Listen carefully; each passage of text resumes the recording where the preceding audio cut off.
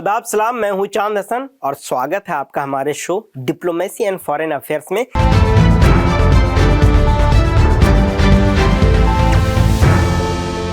साल 2026 राजनीति की दुनिया में यह साल सिर्फ तारीख नहीं बल्कि कई बड़े सियासी फैसलों, सत्ता के बदलाव और ऐतिहासिक लड़ाइयों का गवाह बनने वाला है। भारत से लेकर दुनिया के कोने कोने तक लोकतंत्र की असली परीक्षा इसी साल होने जा रही है। भारत में जहां 5 राज्यों में विधानसभा चुनाव होंगे, वहीं दुनिया के 36 से ज्यादा देशों में जनता अपनी सरकार चुनने के लिए वोट डालेगी। अब सवाल सिर्फ सरकार बदलने का नहीं है बल्कि यह तय करने का है कि आने वाले वर्षों में राजनीति की दिशा क्या होगी। अगर भारत की बात करें तो 2026 में जिन 5 राज्यों में विधानसभा चुनाव होने हैं, उनमें से पश्चिम बंगाल, असम, तमिलनाडु, केरल और पुडुचेरी शामिल है। ये 5 राज्य राजनीतिक रूप से बेहद अहम है क्योंकि इनकी कुल आबादी देश की लगभग 17% आबादी के बराबर है। यानी हर छठा भारतीय मतदाता सीधे तौर पर इन चुनावों से जुड़ा होगा। कहीं सत्ता बचाने की जंग तो कहीं पहली बार इतिहास रचने की कोशिश। खास बात यह कि इन 5 में से 3 ऐसे राज्य हैं जहां भारतीय जनता पार्टी अब तक विधानसभा चुनाव नहीं जीत पाई है। पश्चिम बंगाल की बात करें तो यहां पिछले 14 साल से ममता बनर्जी का वर्चस्व कायम है। 2011 में वाम मोर्चे के 34 साल पुराने शासन को हटाकर सत्ता में आई तृणमूल कांग्रेस ने बंगाल की राजनीति की दिशा ही बदल दी। 2026 का चुनाव ममता के लिए सिर्फ बेहद खास है क्योंकि अगर तृणमूल कांग्रेस एक बार फिर जीत दर्ज करती है तो ममता बनर्जी लगातार चौथी बार मुख्यमंत्री बनेंगी। ऐसा करने वाली वे देश की पहली मुख्यमंत्री होगी। अब तक यह रिकॉर्ड तमिलनाडु के जयललिता के नाम रहा है, जो 5 बार मुख्यमंत्री बनी, लेकिन उनका कार्यकाल लगातार नहीं था। हालांकि ममता बनर्जी के लिए यह राह आसान नहीं होगी। 2021 में विधानसभा चुनाव में भाजपा ने पहली बार बंगाल में मजबूत चुनौती पेश की थी और 70 से ज्यादा सीटें जीतकर मुख्य विपक्ष की भूमिका में आई थी। 2026 में भाजपा पूरी ताकत के साथ मैदान में उतरने वाली है। ममता बनर्जी जहां खुद को बंगाल की अस्मिता का प्रतीक के रूप में पेश कर रही हैं, वहीं भाजपा राष्ट्रवाद, केंद्र की योजनाओं और भ्रष्टाचार के आरोपों के जरिए सत्ता परिवर्तन की कोशिश में है। यह चुनाव सिर्फ सरकार का नहीं बल्कि ममता बनर्जी बनाम भाजपा की प्रतिष्ठा का सवाल बन चुका है। अब नजर डालते हैं असम पर, जहां पिछले 10 साल से भाजपा की सरकार है। पहले सर्बानंद सोनोवाल और फिर हिमंत बिश्व शर्मा के नेतृत्व में भाजपा ने असम की राजनीति में अपनी मजबूत पकड़ बना ली। 2026 में भाजपा तीसरी बार सत्ता में आने की कोशिश कर रही है। प्रधानमंत्री नरेंद्र मोदी बीते 6 महीनों में 3 बार असम का दौरा कर चुके हैं, जो यह साफ संकेत देता है कि पार्टी इस राज्य को लेकर कितनी गंभीर है। भाजपा ने 126 सीटों वाली विधानसभा में से 100 से ज्यादा सीटें जीतने का महत्वाकांक्षी लक्ष्य रखा है।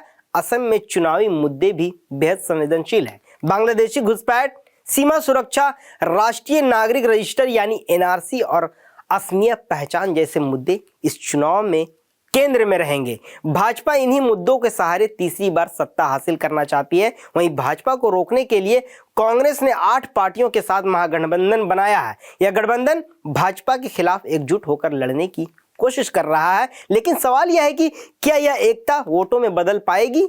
दक्षिण भारत की राजनीति हमेशा से अलग रही है और 2026 में तमिलनाडु का चुनाव इसका सबसे बड़ा उदाहरण बनने वाला है। तमिलनाडु देश का इकलौता राज्य है जहां पिछले 60 सालों से ना तो कांग्रेस और ना ही भाजपा सरकार बना पाई है। यहां की राजनीति पर डीएमके और एआईएडीएमके का दबदबा रहा है। फिलहाल राज्य में एमके स्टालिन के नेतृत्व में डीएमके की सरकार है, जो सामाजिक न्याय, तमिल अस्मिता और कल्याणकारी योजनाओं के सहारे सत्ता बनाए रखने की कोशिश करेगी। इस चुनाव में एक नया और दिलचस्प मोड़ तब आया जब सुपरस्टार विजय ने अपनी पार्टी तमिलगा वेत्री कझकम यानी टीवीके के जरिए राजनीति में एंट्री की है। विजय की लोकप्रियता खासकर युवाओं के बीच काफी ज्यादा है और इसका असर सीधे तौर पर डीएमके और एआईएडीएमके दोनों के वोट बैंक पर पड़ सकता है। वहीं भाजपा एआईएडीएमके के साथ गठबंधन कर राज्य में अपनी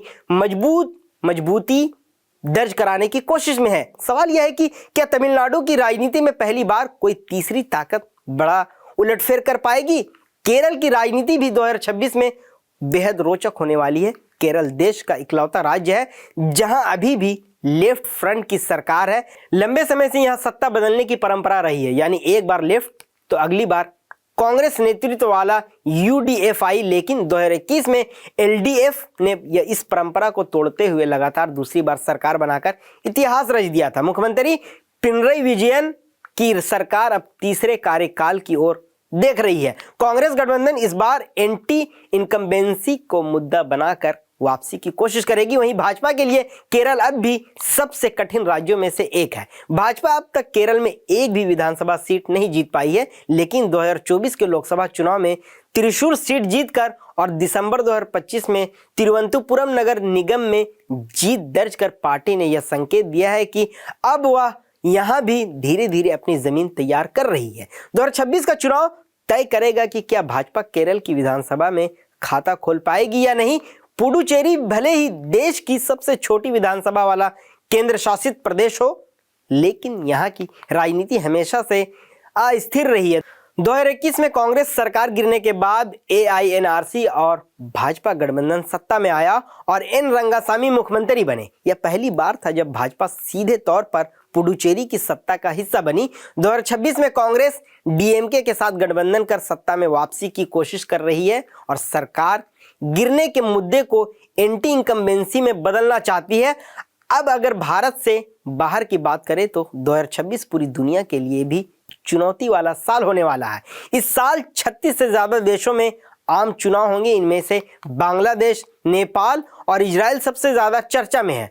बांग्लादेश में शेख हसीना के तख्ता पलट के बाद पहली बार चुनाव हो रहे हैं। शेख हसीना भारत आ चुकी हैं और उनकी पार्टी अवामी लीग पर चुनाव लड़ने पर बैन है। यहां बांग्लादेश के लोकतंत्र के लिए एक निर्णायक मोड़ माना जा रहा है। विपक्ष की नेता खालिदा जिया का निधन हो चुका है और अब उनकी पार्टी बीएनपी सबसे मजबूत दावेदार मानी जा रही है। माना जा रहा है कि खालिदा जिया के बेटे तारिक रहमान अगले प्रधानमंत्री बन सकते हैं। अगर ऐसा होता है तो बांग्लादेश को 35 साल बाद नया प्रधानमंत्री मिलेगा। यह बदलाव न सिर्फ बांग्लादेश की राजनीति बल्कि भारत बांग्लादेश के रिश्तों पर भी गहरा असर डाल सकता है। नेपाल में 5 मार्च को मतदान होगा और यह चुनाव जेनजी आंदोलन के बाद पहला आम चुनाव है। इस आंदोलन के बाद देश की 10 कम्युनिस्ट पार्टियों ने मिलकर नई नेपाल कम्युनिस्ट पार्टी बनाई है। इस बार यही गठबंधन चुनाव जीतने का सबसे बड़ा दावेदार माना जा रहा है। युवा मतदाता, रोजगार और राजनीतिक अस्थिरता इस चुनाव के सबसे बड़े मुद्दे हैं। इजराइल में फिलिस्तीनी गाजा जंग के बाद आम चुनाव हो रहे हैं और यह चुनाव बेंजामिन नेतन्याहू के लिए राजनीतिक भविष्य का फैसला करेगा। नेतन्याहू इजराइल के सबसे लंबे समय तक सत्ता में रहने वाले प्रधानमंत्री हैं, लेकिन पिछले कई चुनावों से कोई भी पार्टी अकेले बहुमत नहीं ला पाई है। इस बार भी गठबंधन सरकार बनना तय माना जा रहा है। सवाल यह है कि क्या नेतन्याहू एक बार फिर से सत्ता में लौट पाएंगे या इजराइल को नया नेतृत्व मिलेगा। कुल मिलाकर 2026 में सिर्फ चुनावों का साल नहीं है, बल्कि यह लोकतंत्र की ताकत, जनता के फैसले और राजनीति के नए अध्याय की शुरुआत करने का साल है। भारत के 5 राज्यों से लेकर दुनिया के 36 देशों तक हर जगह जनता का फैसला यह तय करेगा कि आने वाले वर्षों में सत्ता किसके हाथों में होगी और किस दिशा में चलेगी राजनीति। आज के लिए इतना ही, हमें दीजिए इजाजत। हमारे शो को देखना ना भूलें और हमारे चैनल को लाइक शेयर सब्सक्राइब करना ना भूलें। धन्यवाद।